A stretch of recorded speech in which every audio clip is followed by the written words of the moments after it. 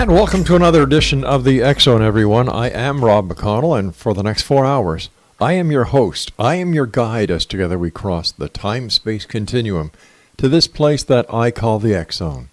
It's a place where people dare to believe and dare to be heard. It's a place where fact is fiction and fiction is reality. And the X Zone comes to you Monday through Friday from 10 p.m. Eastern until 2 a.m. Eastern, right here on the X Zone Broadcast Network, Talkstar Radio Network, Mutual Broadcast Network, and of course on Simul TV. If you'd like to find out about the programming we have available for you 24/7, 365 on the X Zone Broadcast Network, visit www.xzbn.net. And for all the shows that we have on the X Zone TV channel and our X Zone TV channel guide, visit www.simultv.com, and in their search engine on the top front page, just type in X Zone. X Zone Nation, tonight, a very special guest. KATHLEEN Marden is our guest, and KATHLEEN is one of the world's foremost authorities on UFO and NHI contact, and the author of several books, a featured on-camera commentator, and an international lecturer. Now, KATHLEEN earned her BA degree in social work and worked as an educator in the educational services field while attending graduate school. She is a practitioner of regression hypnosis and the quantum healing hypnosis technique, and is director of the Sacred Pathway Center for Hypnosis. Her interest in UFOs and contact began in 1961, when her aunt and uncle, Betty and Barney Hill, had a close encounter and subsequent abduction in New Hampshire's White Mountains. She is a generational experiencer. Joining me now to talk about her new book entitled Extraterrestrial Contact, What to Do When You've Been Abducted, is KATHLEEN Marden. And KATHLEEN, welcome back to the X Zone. Thank you. It's great to be back. Congratulations on yet another book. And, the last time I talked to you, it was your other book. We had you on with your late stand-up co-author, good friend. Yes. And, I miss the conversations I used to have with Stanton. He was a very good man. I do too. Yeah. So, tell us a little bit about your new book, Extraterrestrial Contact, What to Do When You've Been Abducted. Well, I thought that the UFO field, and especially experiencers, really needed this book. There was nothing like this out there for people to read. And I am the director of the Mutual UFO Network's Experiencer Research Team. Right. And that team was set up in 2011. We now have 30 people who speak to experiencers on a day-to-day basis, and 5 consultants in the field of psychology with PhDs who assist us in determining what to do with certain cases. We can also make referrals. So I wanted something that people could just pick up and read to help them to resolve their issues, because there aren't always hypnotherapists and psychotherapists who believe that this is real. And this is for everybody, but especially for people who don't have resources. I also wrote this book for the general public, for people who are interested in this topic. And I've talked about many of my cases in the book. So in the book, I teach people how to investigate their own experiences. So many people want to know if this really happened to them.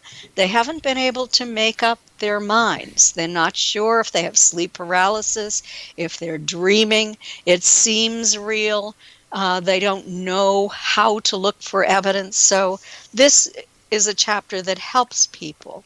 We also have a couple of chapters on how to cope with your experiences. I wrote a chapter on the social research studies that have been done and what we've learned from them. And also, we have chapters on paranormal phenomena. When you discover that it may not be ET, what if it's ghosts or interdimensional beings instead? And how will you know that? and also on becoming more psychic, and what to do if you want this to stop. Not everyone wants this to continue. In our study, our most recent study at the Mutual UFO Network, it was a 3-year study that I did with other members of my team and Dr. Don C. Donderi from McGill University, psychologist and statistician. Well, one of the questions we asked is, if you could make this stop today, would you? And only 29% said that they wanted it to stop today. 71% did not want it to stop. But I wrote that chapter because there are a lot of people who do want this experience to end. So it's filled with ideas from a number of different sources, ideas that I've come up with, that people on my team have come up with, other experiencers have come up with, that work for some people. And then I wrote a chapter on going public. What to expect if you want to take your story to the public. Let's start at the beginning. How would one person who believes that they've been abducted or that they have had contact with an extraterrestrial source, what are some of the telltale signs that they have in fact had contact or been abducted? Well, what we discovered is that the vast majority of abductees have actually had a close encounter with craft, and their relatives have as well. We found a generational component, and not only have they seen craft, but they have conscious recall of observing non-human entities at least one time. So those are very clear markers. Other things that people have to look for is oftentimes when experiencers are taken from their homes, which happens so frequently now as opposed to years ago when people were taken from outside when they were fishing or driving or camping or hiking. Well, it's confusing today.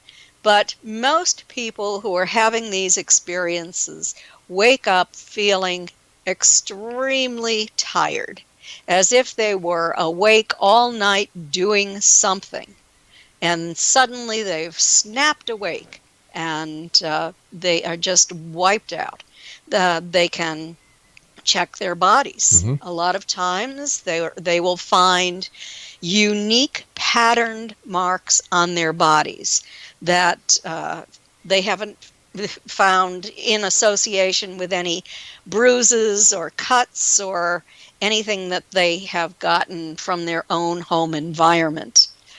They might find fluorescence on their bodies. If they have a black light or a UV light, they can go into a dark room and check themselves out to find out if they can see fluorescence. Now, certain things will fluoresce. Oils, for example, will fluoresce on the human body. Some creams. Yeast will fluoresce. And also, if you're shining a UV light at your wall, you might find fluorescent marks on the wall because joint compound fluoresces as well. But these marks left by ETs are patterned fluorescent marks. And I'm not going to say exactly what they are because we have wannabes out there who are going to be troublesome for MUFON investigators when they create false evidence. So we do keep this evidence to ourselves, but we give people ideas on how to search for evidence. Also, I recommend that anyone who believes they're having these experiences should keep a journal on their nightstand. And as soon as something happens, they should journal it, document it in great detail, the date, the time frame, anything that they find. that causes them to believe that this experience was real. All right, And Kathleen, also, I hate to do this, hon, but you and I have to take our first break, so please stand by. Exonation, our guest this hour is Kathleen Marden. Her website is www.kathleen-marden.com, and we're talking about Kathleen's new book entitled Extraterrestrial Contact, What to Do When You've Been Abducted. This is the X Zone. I am Rob McConnell. We're coming to you from our broadcast center and studios in Niagara, Ontario, Canada. If you'd like to send me an email, xzone@xzoneradiotv.com, and on all social media sites, Xzone Radio TV. I'll be back on the other side of this break with Kathleen Marden. Don't go away.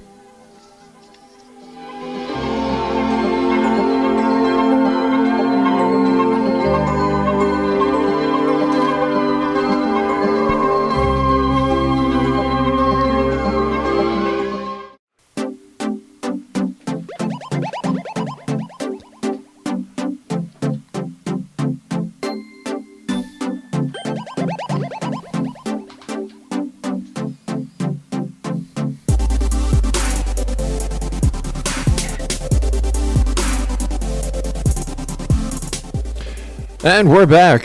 This is the X Zone. I am Rob McConnell. Kathleen Marden is my special guest this hour. And before we get back to Kathleen, I would just like to remind you about some of the other programming we have available for you on the X Zone Broadcast Network. We have Healing Within with Patty Conklin, Cal Corp's Cal's Corner, Connecting with Coincidence with Dr. Bernie Beitman, Too Good to Be True with Justina and Peter Marsh. Let me see here. We also have A Different Perspective with Kevin Randall, Mission Evolution with Gwilda Wiyaka, and that's just some of the programming we have available for you with our compliments at www.xzbn.net. As I said, Kathleen Marden is our special guest. We're talking to Kathleen about her new book, Extraterrestrial Contact, What to Do When You've Been Abducted. You kind of threw me for a loop as we were going into the break when you said that people actually try and perpetrate hoaxes on MUFON. Why would they do that? I suppose they think they might be able to get away with it. I have received photographs from field investigators, not too many, but of fluorescent marks that have been put on people's skin with a fluorescent magic marker. Oh, for goodness sake. So, and I have investigated a case that was very perplexing to the field investigator, Denise Stoner, whom I wrote the alien abduction files with, and I investigated this case. We did an extensive investigation and discovered that it was a hoax. It was a young man who claimed to be an adult, who had a live-in girlfriend, and claimed that a craft came and landed, and they took her, and she was missing. And so, the first thing that we thought about was, I wonder if he murdered her, and this is his cover-up. What's going on here? And so we had to get the police involved in this as well. Well, the police finally tracked it down, and it was a teenage boy. And he had a girlfriend who had run away from home. And the two of them were involved in some kind of game as well that had a very strange name. I don't even remember the name of it, but it was kind of a space-type name. And in the end, we discovered from the police that, yes, indeed, this was a teenage boy and his girlfriend who were perpetrating this hoax. Unbelievable, as if they don't have anything better to do with their time. Right. And then, of course, the time that you and Denise Stoner put into it, and I'm sure other members of MUFON, and then you have the law enforcement angle as well. Right. We were not happy, I have guess to not. tell you. I guess not. And so the police ended up giving this boy a good talking to. When you're doing your investigations into either close encounters or alien abductions, is there a common thread between all of the people, or does it appear to be random? It appears that there is a common thread among many of the people. I can't say all of them, Mm-hmm. and what I'm basing this on is the studies that I have done. I believe that it's very, very easy to develop a biased opinion if you're either investigating these cases or if you're hypnotizing people. So I have worked on 3 studies. And the first one had 75 people, 50 experiencers, and a 25-person control group. The second study was through the Edgar Mitchell Foundation for Research into Extraterrestrial and Extraordinary Encounters, and it was a free study. We now have 4,200 participants in their questionnaire. And then, as I said earlier, Dr. Don C. Donderi, and I worked on a study for 3 years for the Mutual UFO Network, which ended in 2018. So from all of these studies, we were able to establish common threads among experiencers. And there are many, in fact, but some of the most common and percentages is generational contact among abductees. Abductees were, and everyone who took part in this study were asked, did you wake up with the symptoms of sleep paralysis? We went into it saying, your body was paralyzed, you could move only your eyes, you saw figures. And with this, 74% of the experiencers overall and 90% of those who were actually abducted, and that was identified by a test that Dr. Donderi administered, had sleep paralysis. But then we went on to ask, were you awake when the paralysis occurred? So were you awake, you saw entities in your environment, and then you became paralyzed? Well, 60% of the abductee group had that happen. But overall, with everyone who took that questionnaire, only 36% had that. So it was highly significant among those who are UFO abductees.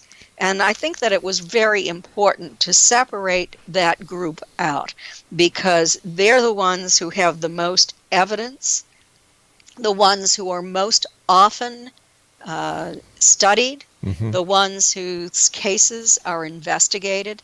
And I had mentioned some of the things that they have in common earlier, but something that is, I think, very important is that these experiences make them more spiritual, more psychic or intuitive, more empathic, and it changes their view of the world, where they do no longer look upon themselves as a part of a small group, family, town, country.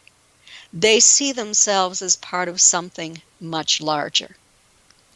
Now, besides the psychological profiles that are done on these experiencers, are they also given physiological testing to see if there's anything that could be responsible from a physiological point of view to generate the experiences as to whether or not the experiences are true or false? We can only get that accomplished if they are willing to go to their own doctor, to pay for their own physiological examination, right, and to submit the evidence to us. This happens sometimes in investigations. Denise Stoner did this when I investigated her case that ended up being in the alien abduction files. But we do not have funds. All of our studies are self-funded. I see. And none of us are multimillionaires. So, this is a taboo subject. It's been frowned upon by the academic community and the mainstream scientific community for many, many years. There was, we wrote in Fact Fiction and Flying Saucers, the orchestrated plan to launch a cover-up after the scientific study on UFOs took place, headed by Dr. Edward Condon. After that study, and despite the real results of the study, he informed the National Academy of Sciences that there was nothing to this, and so the National Academy of Sciences took his word for it. If you read the report, you'll find that there actually was something to it. And a study was done a year later, and 30% of those cases were believed to be true unknowns. Right. Significant. So, but after that, the cover-up was launched by people like Edward Condon, Dr. Donald Menzel, Philip Klass, and others. And it was quite successful. And all of those details are in my last book with Stanton, Fact Fiction and Flying Saucers. You and I have to take our commercial break with the news at the bottom of the hour. Kathleen, please stand by. And Exonation, if you'd like to find out more about Kathleen and the book that we're talking about this hour, Extraterrestrial Contact, What to Do When You've Been Abducted, visit her website, Kathleen-marden.com. On Facebook, www.facebook.com/Kathleen.Marden. This is the X Zone. I am Rob McConnell. We're coming to you from our broadcast center and studios in Niagara, Ontario, Canada. If you'd like to send me an email, thank you, Craig. You scared the heck out of me. If you'd like to send us an email, xzone@xzoneradiotv.com. On all social media sites, X Zone Radio TV. And don't forget, you can watch us 7/24, 365 on the X Zone TV channel exclusively on Simul TV. And of course, listen to the great programming we have available for you on the X Zone Broadcast Network, www.xzbn.net. I'll be back on the other side of this break with Kathleen Marden. Don't go away.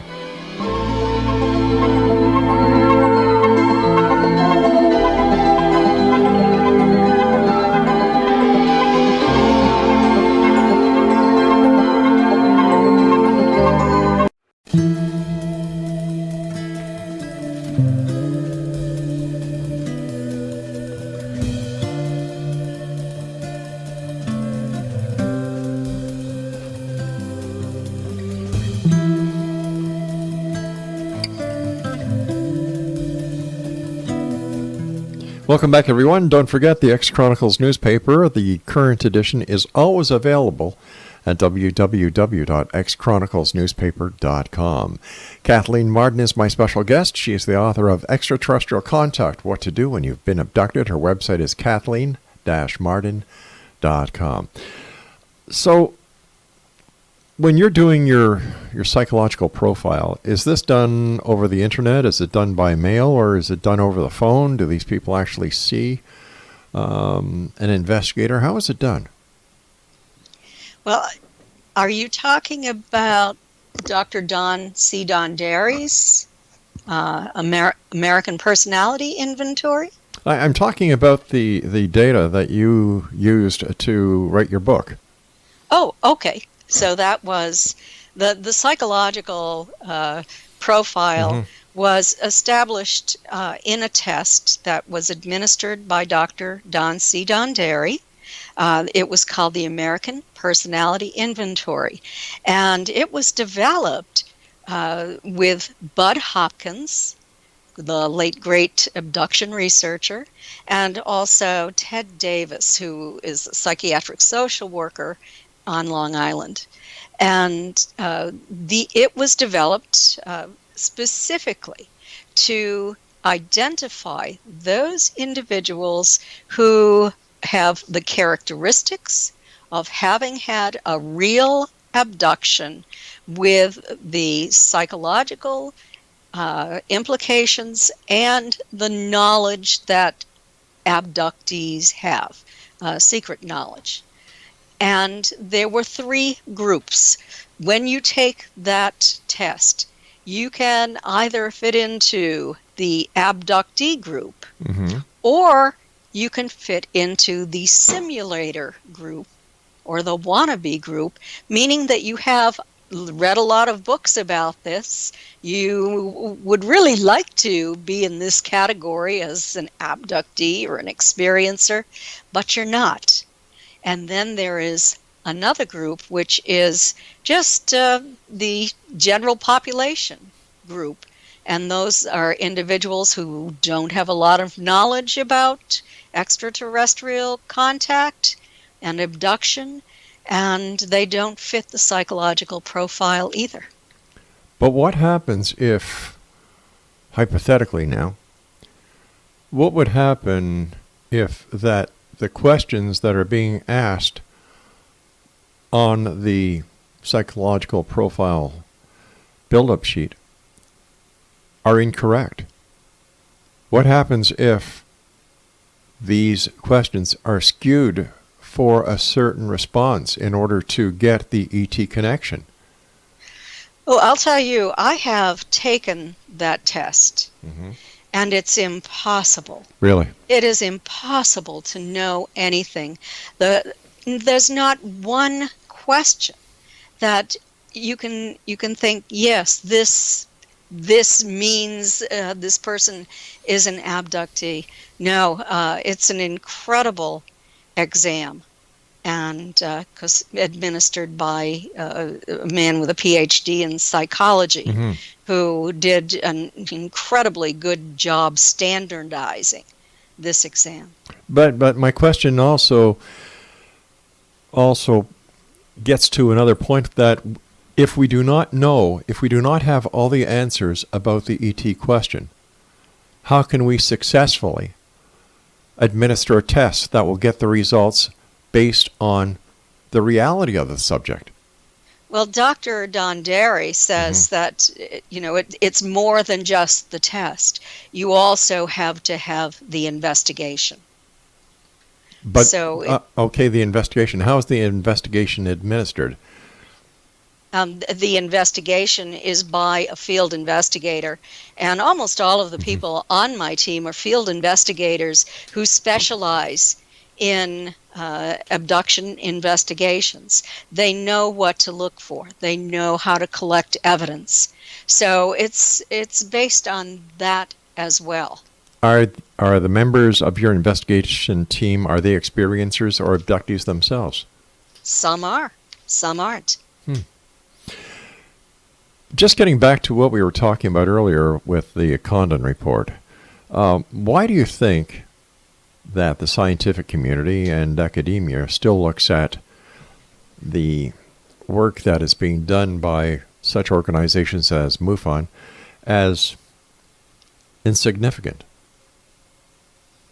I think that it has been so stigmatized, and intentionally so. Why? That, well, it started with the federal government back in 1953, after UFOs were seen up and down the East Coast during the spring and summer of 1952. You remember that there were UFOs over the Capitol in Washington, D.C. There was a scientific study done, and the first head of Project Blue Book was doing a very good job of studying this and taking statistical data, giving this a very methodical study, and even doing chi-square analysis. And then in 1953, January, the CIA-funded Robertson panel met, and the goal of that panel, it appears, based upon all of the study that I've done on it and have written about it in Fact, Fiction, and Flying Saucers, that panel did not want the public to focus on UFO sightings. They thought there was too much of it going on, that it was a threat to the functioning of the body politic, and it could create problems for the government. And so then there was a methodical, well-orchestrated plan to debunk UFOs, to consider those who were leaders in UFO organizations as people who ought to be watched and followed, and to have scientists, prominent scientists, write reports and books, anti-UFO books, where they would use kind of prosaic explanations, such as weather phenomena, to explain everything. Now, it's interesting to me that Dr. Donald Menzel, who Stanton Friedman studied in at length. Stanton went to Dr. Menzel's archival collection at Harvard. He had to get permission to do that. And he discovered that Donald Menzel had a very long-standing association with the National Security Agency. And prior to that, it was with naval intelligence. He, of course, was an astrophysicist at Harvard, but he was very, very closely entwined with the military. And it was his goal to debunk UFOs. As early as the summer of 1952, he met with military officers at the Pentagon, and he told them that he had done a few simple scientific experiments, and that he was writing articles that would debunk UFOs based upon those simple experiments that he did. He wanted their support. Well, they refused to support him, and he was very angry about that. But in the end, he got what he wanted, and that was through the Robertson panel, that they ignored compelling evidence. Let me just give you an example. Sure. There was a family, the military man and his family, who were driving across country. They were just north of Tremonton, Utah, when his wife pointed out shiny objects in the sky that didn't look like anything she could identify. He stopped the car, he got out of the car, and he was a photographer for the Navy with 1,000 hours of flying time. So he set up his equipment, he started taking motion pictures of it, and by that time they had flown into the distance. But that film that he took went to the Air Force, and they did a frame-by-frame analysis of the footage. Right. It also went to the Navy. They did a frame-by-frame analysis, and they were attempting to identify what these things were in the sky. They considered birds, they considered balloons, aircraft, all sorts of prosaic explanations. But neither the Air Force or the Navy could come up with a valid explanation. All right, Kathleen, please stand by. We have to take our final break. Exonation. Kathleen Marden is our special guest. Her latest book is Extraterrestrial Contact: What to Do When You've Been Abducted. Her website, www.kathleen-marden.com. We'll be back on the other side of this break as we wrap up this hour here in the X Zone from our broadcast center and studios in Hamilton. No, we're not in Hamilton anymore. In Niagara, Ontario, Canada. I'm Rob McConnell. Don't go away.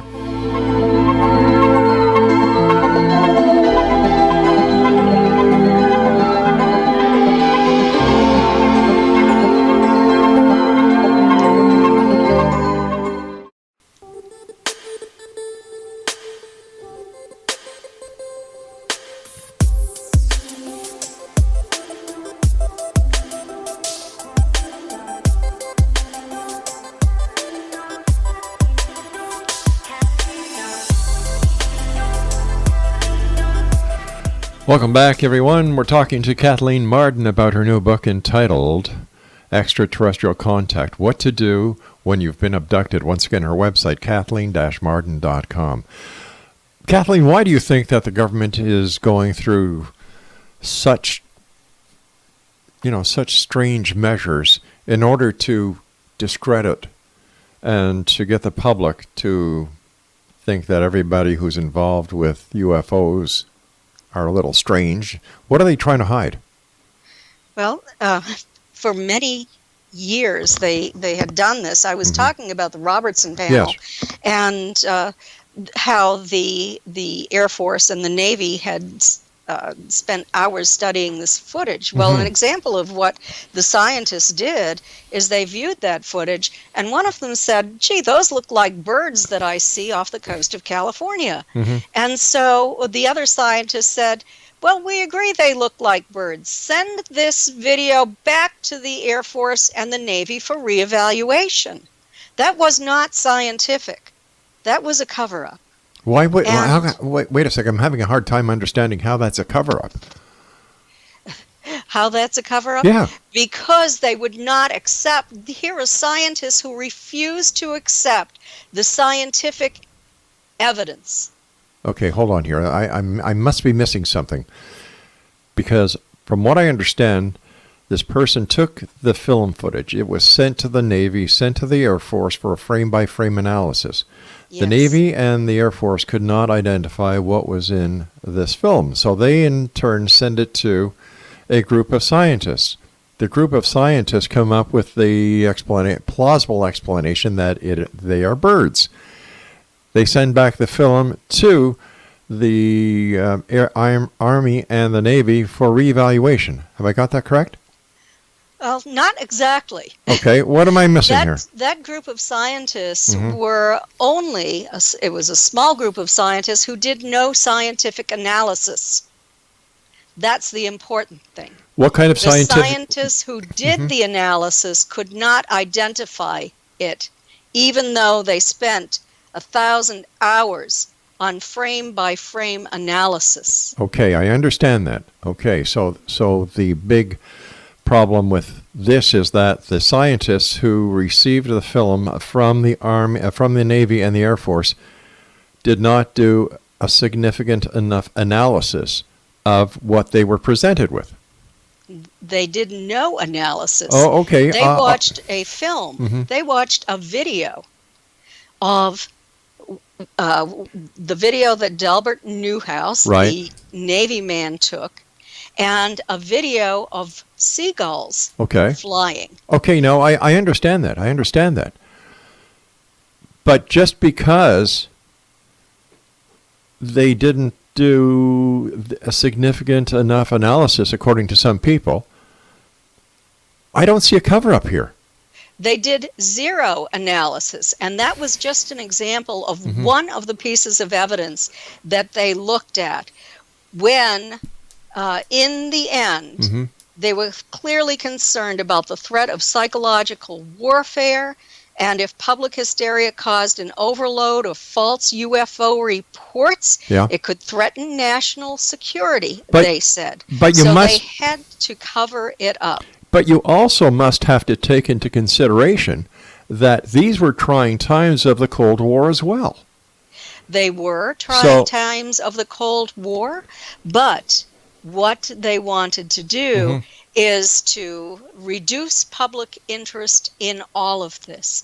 And in 1953 and 1954, there were new military, I can't call them laws, there were rules put in stating that in order to reduce public interest, anyone in a military position who had observed a UFO that could affect national security could not reveal that information to the public under the threat of time in prison and a $10,000 fine, which was a lot of money back then. Still is. Yes. So, but I don't understand. that makes sense to me, because if you're like national security, in my book, takes priority above all. It does. I don't believe that members of the military should really reveal information to the public, because the public does not need to know when it comes to national security. I don't know that visitors from other planets. But we don't know. We don't know if they're visitors from other planets. Let's be honest. There's no physical evidence to substantiate those claims with. You're correct that we don't know for certain that they're Right. from other planets. We know there is substantial evidence that UFOs have been observed, have been photographed. We recently have the videos from the ATIP program run by Lou Elizondo out of the Pentagon. And his credentials are under investigation right now, because he apparently isn't who people are claiming he is. So there's an investigation going on that. We just have to make sure that that's clear. Well, some people are interested in investigating that. Others have investigated it, and they are satisfied with his credentials. But I know that the UFO community is investigating it now. Certain members of the UFO community. As well as certain members of Congress. Okay, I was not aware of certain members of Congress investigating him. So there's a lot to go on here, especially when there's a lot of hearsay evidence, because photographs that are being presented as evidence, we don't know what it is, what they are. When it comes to the Tic Tac, we can't say for certain that that was an extraterrestrial vehicle. We can only listen to the eyewitness reports of the military pilots who stated that they defied our physical laws. Our known physical laws. Our known physical laws, that they maneuvered in such a way that we cannot maneuver. And the human body, as far as we know, couldn't survive those maneuvers. But once again, we don't know what the military is up to. We don't know how advanced military weaponry has gotten. There's so much we don't know. Stanton and I did a lot of talking about this. And the conclusion that we came to is, if our military or any other military around the world had this technology, why aren't they winning wars? Why are they not using it to go into space? How do we know they're not? Well, as far as we know, they're not, unless there is some secret space program, and some people in the UFO community believe there is, but I don't have evidence for that. You're really going out on the fringe. But do we have evidence? But do we have? That.